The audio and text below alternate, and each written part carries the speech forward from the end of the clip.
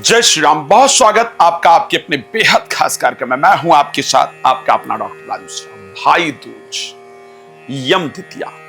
क्यों इस तिथि का नाम यम द्वितीया पड़ा और क्यों ये भाई बहन दोनों के लिए बहुत महत्वपूर्ण है, ये जानकारी मैं आपको देना चाहता हूं। लेकिन एक बात बता देता हूं, यदि आप चाहते हैं फ्री में मेरे साथ लाइव जुड़ना, रात को 9 बजे, दोपहर को 12 बजे लाइव आता है। श्री राम कथा, श्रीमद् भागवत कथा, श्री शिव महापुराण कथा आप चाहते हैं मेरे द्वारा कराना, तो अपने क्षेत्र में आप देश विदेश में कहीं भी आयोजन कर सकते हैं। यदि वास्तु विजिट चाहते हैं कि मैं आपके घर करूं या आपके घर में नेगेटिविटी है, पॉजिटिविटी है, सात्विक ऊर्जा है, नकारात्मक ऊर्जा है, उसको चेक करूं, तो भी आप उसके लिए मुझे कॉल कर सकते हैं, मेरा समय प्राप्त कर सकते हैं और अपने घर पर आप बुला सकते हैं। मैं विजिट करता हूं, चीजें चेक कर, ठीक है।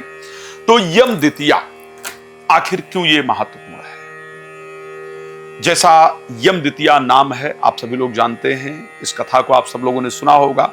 निर्णय सिंधु, धर्म सिंधु इत्यादि के अंदर भी इसका बहुत स्पष्ट वर्णन है कि यमराज, जो कि अपने कार्य में सदैव व्यस्त रहते थे, उनकी बहन यमुना, जो कि भगवान कृष्ण की पत्नी भी है, बार बार यमराज को अपने घर पर आमंत्रित करती हैं, बुलाती हैं, लेकिन यम की व्यस्तता के कारण वो नहीं आ पाते। कार्तिक शुक्ल द्वितीया तिथि के दिन अचानक यम अपनी बहन के घर पहुंचते हैं और बहन श्रद्धा पूर्वक उनको भोजन इत्यादि कराती हैं।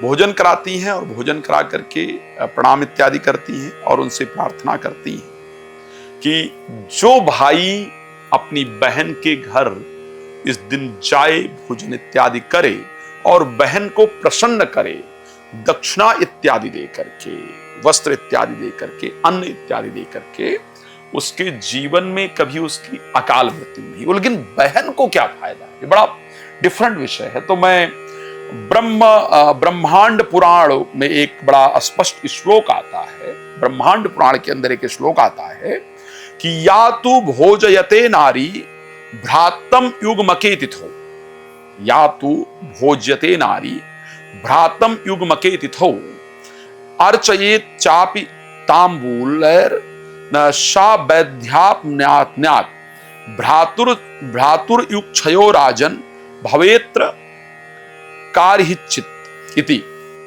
ब्रह्मांड पुराण के अंतर्गत कहा गया कि जो स्त्री कार्तिक शुक्ल द्वितीया तिथि को भाई को भोजन कराती है और तांबूल से पूजा करती है, यानी भोजन ही नहीं कराना चाहिए। एक तो ध्यान रखिए, रक्षाबंधन का त्योहार है जिसमें भाई को बहन के घर जाना, जिसमें बहन को भाई के घर आना चाहिए, लेकिन जो कार्तिक शुक्ल द्वितीया, यानी जिसको टीका का दिन कहते हैं, यम द्वितीया कहते हैं, इस दिन भाई को बहन के घर जाकर के भोजन करना चाहिए। और जो बहन भाई को भोजन कराने के बाद तांबूल अर्पण करती है, पान जरूर देना चाहिए, ध्यान रखिएगा। ये लिखा है, मैं नहीं कह रहा हूं, ये ब्रह्मांड पुराण के अंतर्गत ये बात वर्णन आया है। और बाकायदा उन्होंने कहा तांबूलैर्न सा, यानी तांबूल के साथ भोजन कराए, पान उसके बाद मीठा पान जरूर प्रदान करे, तांबूल जरूर दे। उस बहन को कभी वैध्यव नहीं होता है, वो बहन कभी वह विधवा नहीं होती है, और हे राजन, कभी भी भाई की आयु का क्षय नहीं होता है। तो जनरली लोगों को यह लगता है कि बहन टीका करे तो भाई की आयु में ही वृद्धि होती है। ऐसा नहीं है।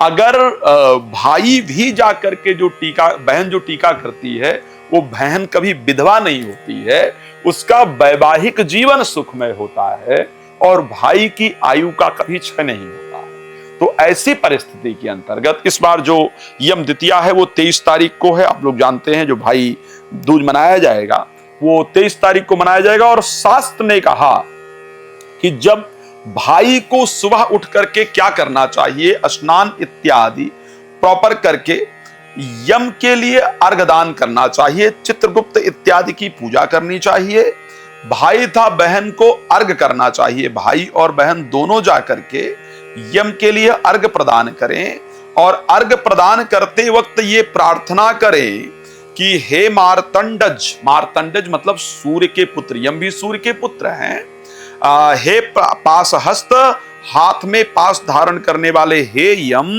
हे अनंतक, हे लोकधर, हे अमरेश भ्रातृ द्वितीया में की हुई देव पूजा और अर्घ को ग्रहण करो।